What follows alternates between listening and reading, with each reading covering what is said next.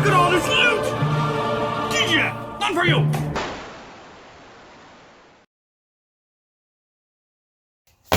Welcome back, I'm Captain Xavier, and I am a shameless fan of getting free stuff. And today I have been sent this concealed ankle holster, made by Becko, apparently. And they asked me to review it, so I'm going to take a look at it. Opening it up with, of course, my ridge knife.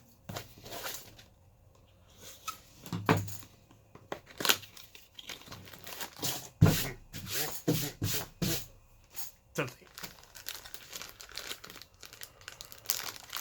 And it comes in a nice resealable bag.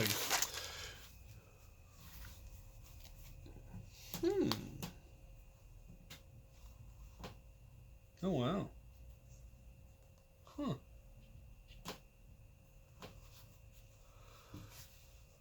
Well, the first thing that I notice is that the stuff that appears to be leather, as far as I can tell, is actual leather, as opposed to something fake. So that's neat. Nice stitching.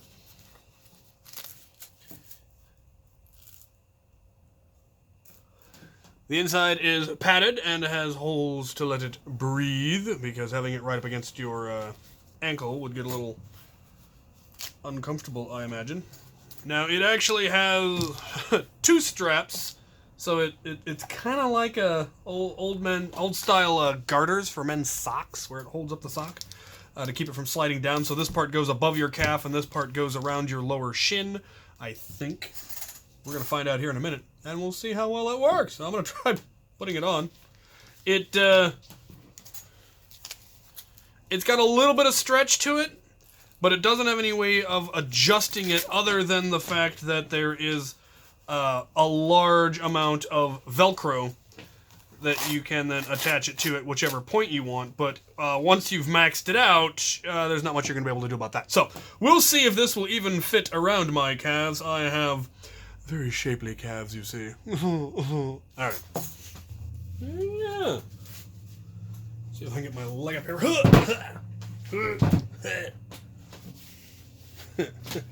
This is decidedly uncomfortable, but as you can see, even around my fairly girthy calves, it will in fact fit. This part goes up and goes around above the calf, and then this part goes on the lower part to keep it from wandering around.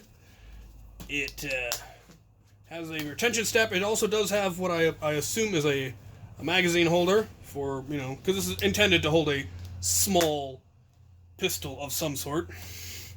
And yeah, it's actually quite comfortable feeling, even though it's over my pants. Now, the downside of using this for Nerf for me, of course, is that I generally Nerf in combat boots and BDU pants, which don't lend themselves well to a concealed setup.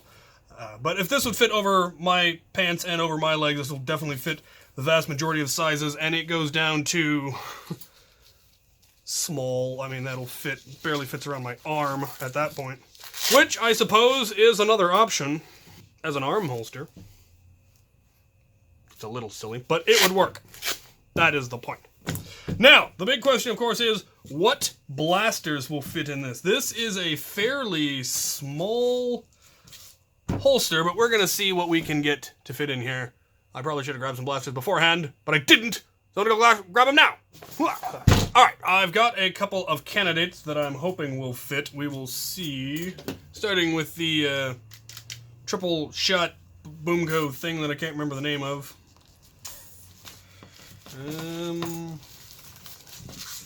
Actually, you know, the elastic is in fact elastic enough that you can get it in there. I suspect it's going to end up being kind of uncomfortable against your leg because of how tight it is in there. And that's definitely a downside. So these hooks seem to catch. Though maybe on the Boomtendo's 3D printed one, I don't think it has those hooks, so that might not be a problem. So that's kind of a maybe. Here's the one I was really hoping would fit. And again, it kind of does. But again, it's in there tight enough that it's going to be pressing in against your arm, and that's not particularly desirable. The problem seems to be that they're a little bit wider than most compact semi-automatics are.